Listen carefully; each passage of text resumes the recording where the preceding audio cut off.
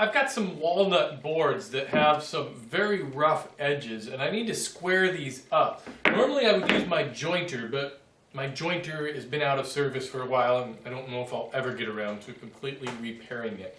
So what I wanted to do was to show you another real common method to use your router table as a jointer. If you remember, I made my router table with this split fence system, and that's so I can take this side off.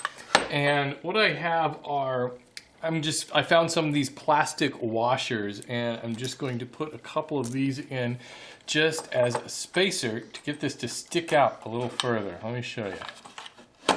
Now you can see that this side sticks out just a little bit further than this side. Essentially, this is just a jointer that's been tipped on its side. I've got a straight bit in my router which will act as the blades on a jointer.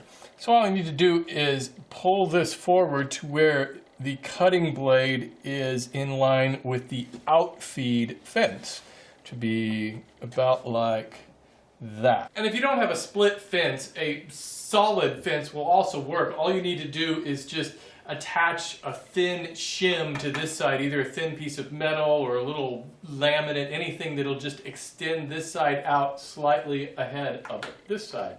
As I feed this through the router, I'm pressing down on the board with my left hand, and I'm pressing it against the outfeed side of the fence. My right hand is just basically pushing the board through. I'm not pressing it against the fence at all.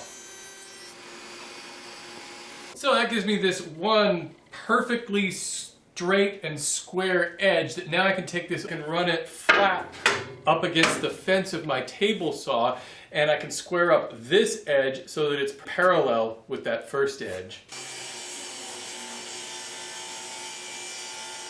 Now, of course, the only limitation to using your router as a jointer is that you can't joint the flat faces of the board. But for edge joining and making sure that you get the two sides parallel to each other, it works out pretty well. Just try to start out with a board that's pretty flat to begin with.